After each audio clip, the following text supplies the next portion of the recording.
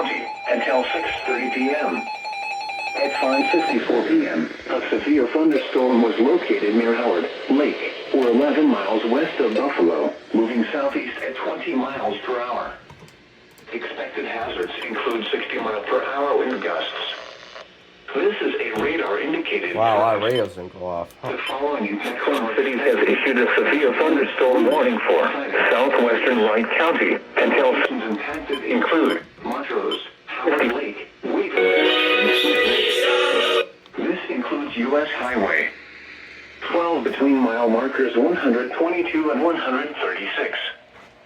For your protection, move to an interior room on the lowest floor of a building.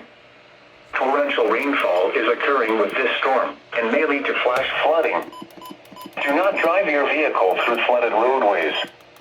Repeating, a severe thunderstorm warning has been issued until 6:30 p.m. for the following county: Wright, Minnesota,